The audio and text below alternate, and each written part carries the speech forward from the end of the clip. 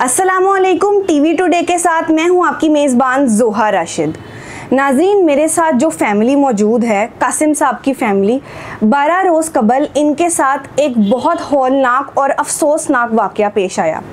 ये लोग अपने घर से इस्लामाबाद के लिए निकलते हैं और वहाँ पर भेरा इंटरचेंज के पास ये लोग एक बेकरी से कुछ पैटीज़ और जूस लेते हैं।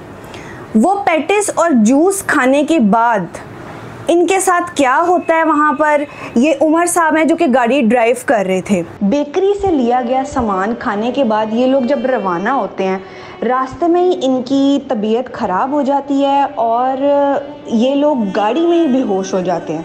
जब उमर साहब की सुबह आंख खुलती है हॉस्पिटल में तो उनको बताया जाता है कि उनके साथी वफात पा गए। पहले तक तो यही लग रहा था कि जूस ठीक नहीं था, जूस जहरीला था, लेकिन मेडिकल रिपोर्ट के बाद ये चीज़ सामने आई है कि जो नमूना उमर साहब के पेट से लिया गया था वो उस पैटीज़ के गंदे चिकन के साथ मैच कर गया है, जिससे ये साबित होता है कि वो चिकन बहुत जहरीला और बहुत गंदा था। अस्सलाम वालेकुम।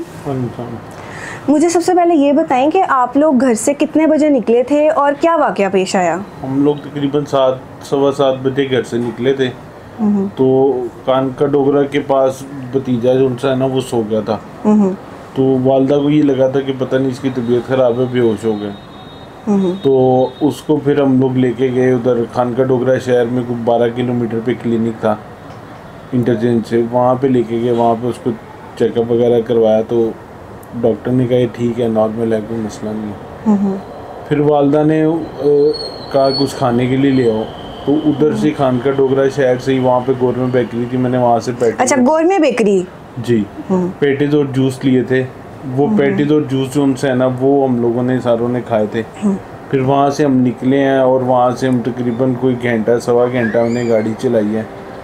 तो फिर मोटरवे पे भेरा से पहले ही जो उनसे है ना गाड़ी वहाँ पे साइड पे खड़ी हुई और हम सब लोगों को किसी को कोई होश नहीं रही कि क्या हो। जब आप लोगों ने वो पैटीज वहाँ से लिए तो आपने उसकी क्वालिटी चेक नहीं किया? वहाँ पे और कस्टमर्स नहीं थे?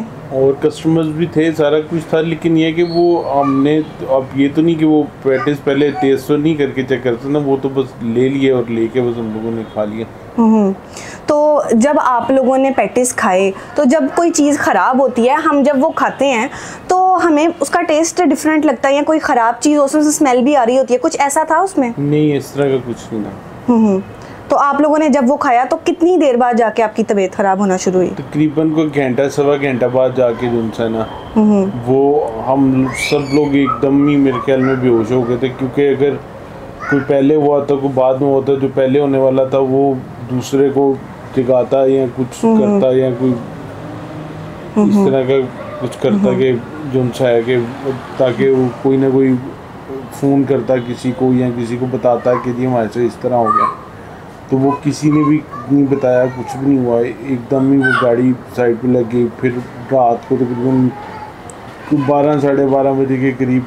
तो आपका किसी अपने घर वाले के साथ कोई राब्ता नहीं था उस दौरान? भाई के साथ राब्ता था। भाई को जब हम खान का डोगरा से निकले, भाई से फ़ोन पे बात हुई है, उसको बताया कि हम लोग यहाँ पे थे तो अभी यहाँ से निकले। तो वहाँ पे जब गाड़ी रुकी है तो उसके घंटे सवा घंटे बाद मोटरवे पुलिस वालों ने आके गाड़ी के शीशे तोड़ के हम लोगों को निकाला बाहर। फिर हमें हॉस्पिटल शिफ्ट किया। तो मुझे भी तकरीबन सुबह कोई 6-7 बजे होश आई है।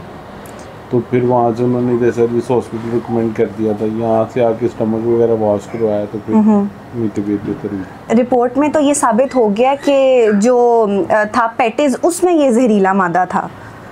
वो तो देखें, अभी तो वो फ्रांसिक की रिपोर्ट का वेट कर रहे हैं कि वो रिपोर्ट आएगी तो उसी में जो होगा वही देखें अब क्या आता है उसमें।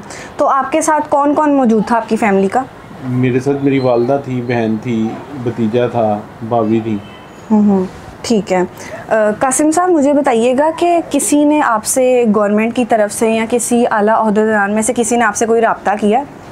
अभी तक तो किसी ने नहीं किया, पर है कोई शायद इसका वज़ीर का मशीर शायद सुना है कि वो चक्कर उसने लगाना है, वो किस वक्त लगाता है उसका अभी तक पता कोई नहीं। मतलब किसी ने कोई एक्शन नहीं लिया? अभी तक कोई एक्शन नहीं, कुछ नहीं है ना। फूड वालों ने तो बिल्कुल ही फूड डीजी फूड जो था ना वो कह रहा था जी मैं वो आ रहे हैं वो यहाँ पे उनका इस इलाके का जो हमला है वो आया था, वो बैठे रहे हैं कुछ देर हमारे पास बैठे हैं, सोच किया तो उन्होंने कहा डीजी साहब आ रहे हैं, तो हम बाहर निकल के उनका इंतज़ार करते हैं, आ जाते हैं।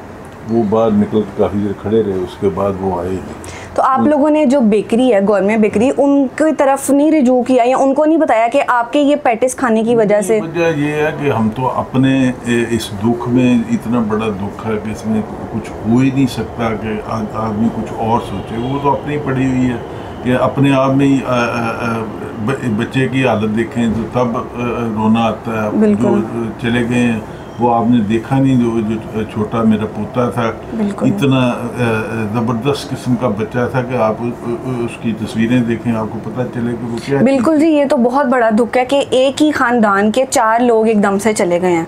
तो आप इसका कसूरवार किसको ठहराते हैं?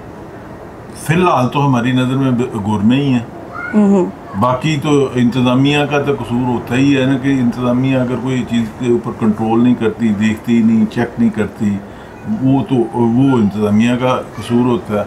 बाकी जो चीज़ किसी ने बनाई है, बेची है, किसी ने खाई है, तो वो कसूर तो उसी का। बाकी ये है कि फूड वालों का कसूर ये है कि ये प्रॉपर चेकिंग नहीं होती, प्रॉपर फैक्ट्रियाँ विज़िट नहीं करते, खाने पीने वाली जो है जो भी कुछ है कोई इनका प्रॉपर वे नहीं है, ना ही इनके पास कोई ऐसी चीज़ है कि जो चेक करके ये सिर्फ रैपर शैपर देख के जी बस जी ठीक है जी सारा कुछ ये कर देते हैं। आपको पता ही है कि दूध लाहौर में 90% जेली बिक रहा है, 10% कोई असली होगा, बाकी तो सारा जेली बिक रहा है, वो बिक रही है। तो वो हुन लाहौर शहर दे विच अगर फूड वाले का कंट्रोल नहीं है तो बाकी पंजाब की होएगा नहीं।